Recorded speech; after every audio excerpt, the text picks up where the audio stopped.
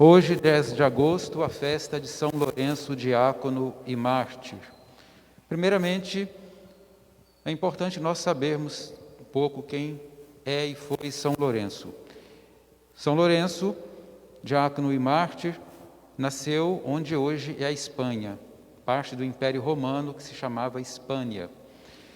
E ele viveu no século III, nasceu em torno do ano 225 e viveu pouco mais de 30 anos. Ele foi martirizado no ano 258, durante o governo do imperador Valeriano. Nesse período do século III, foi um período muito crítico na história do Império Romano, chamado o século da crise, onde, durante quase todo esse século, o Império Romano passou por uma grande crise política e também econômica.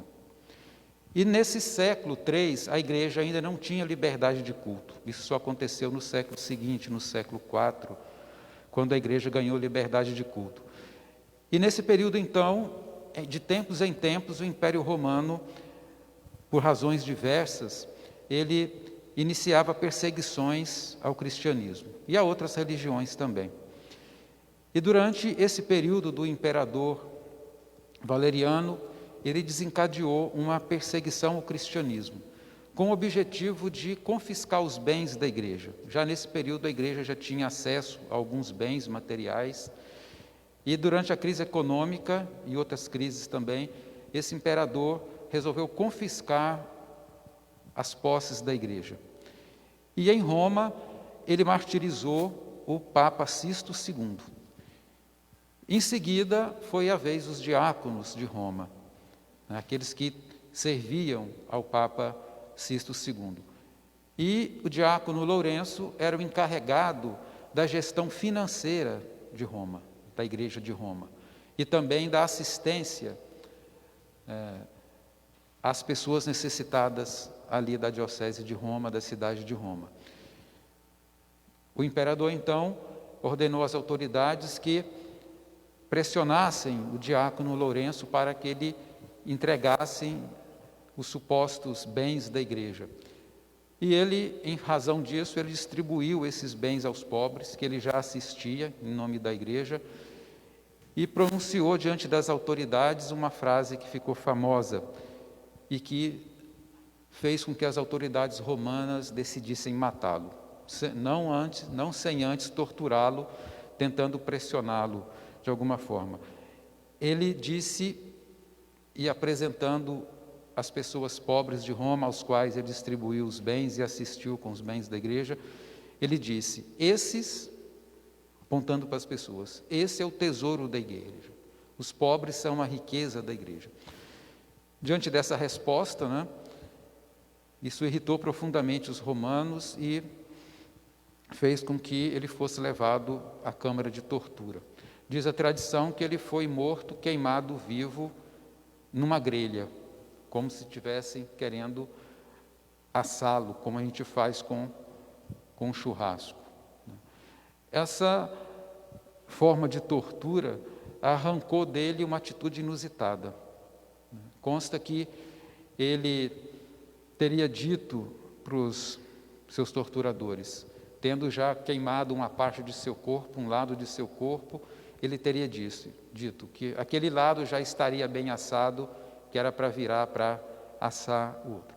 Santo Agostinho comenta isso, essa fala e essa postura de São Lourenço, dizendo que São Lourenço tinha tanta vontade de se unir a Deus, ele olhava a morte e se posicionava diante dela com tanta liberdade, que ele ignorou as dores da tortura. Esse seria o sentido dele colocar essa frase que para nós pode parecer estranha, Assa o outro lado que de um lado já está todo assado. Isso mostra o quanto ele era livre diante da vida, quanto ele se posicionou de forma livre diante da morte, mesmo diante de um momento terrível como um momento de tortura. Nós sabemos que a queimadura é uma das coisas que mais causam dor na gente, a sensibilidade dos nervos. Então, mesmo diante daquela questão da tortura, ele se posicionou de forma totalmente livre. tal a sua vontade, segundo Santo Agostinho, de se unir a Deus. E ele se tornou, então, durante o século III, o século IV, ele se tornou alvo ou objeto de grande veneração.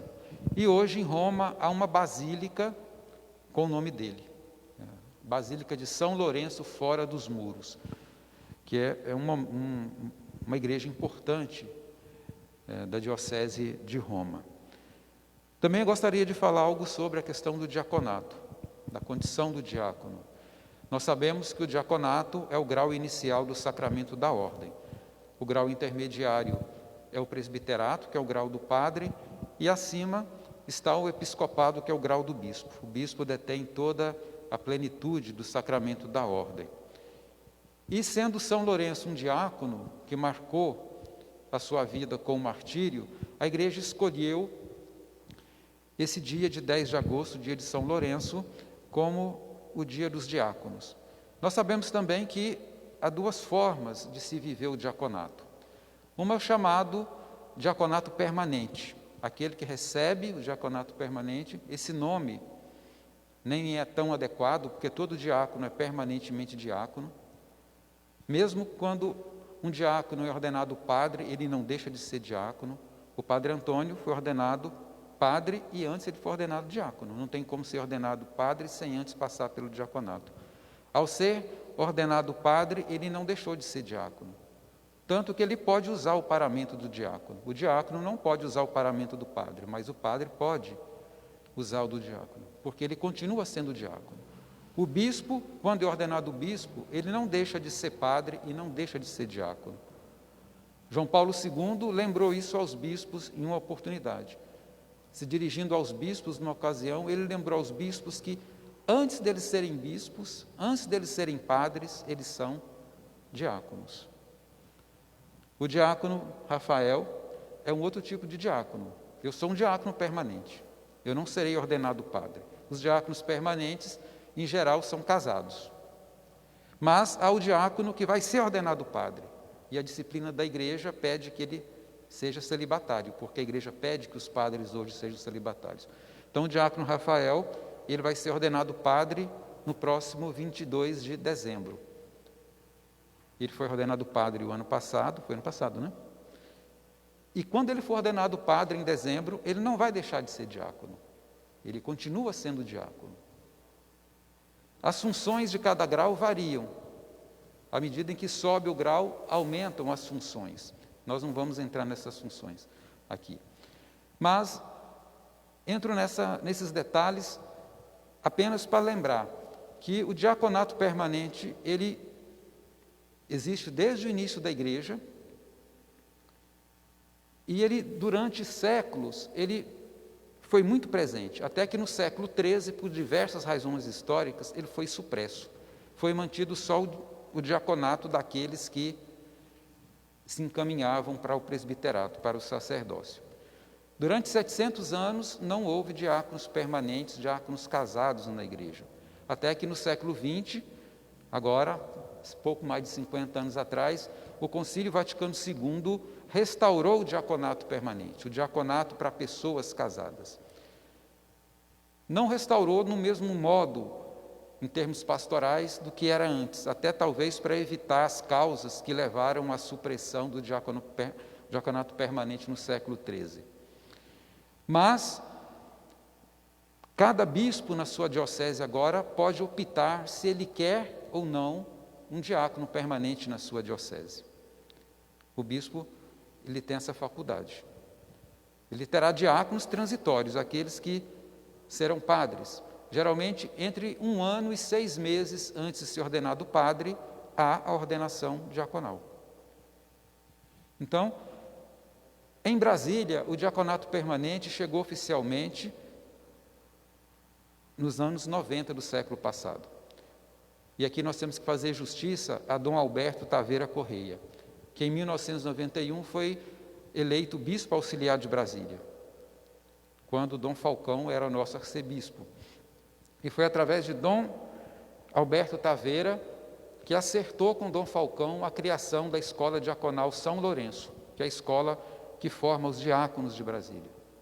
E hoje está fazendo exatamente 24 anos que a primeira turma de diáconos permanentes de Brasília foi ordenada, 1996. E nessa turma havia um diácono da paróquia São José, que é o diácono Lima. O diácono Lima foi ordenado na primeira turma, exatamente no dia de hoje, 10 de agosto. O diácono Lima, ele exerceu o diaconato durante 16 anos aqui na nossa paróquia e ele faleceu em 2012. Nós nos lembramos dele com grande carinho, com grande gratidão por tudo aquilo que ele fez pela nossa paróquia no seu exercício diaconal. Ele faleceu em 2012, mas deixou um legado de serviço e de dedicação à paróquia e ao ministério diaconal.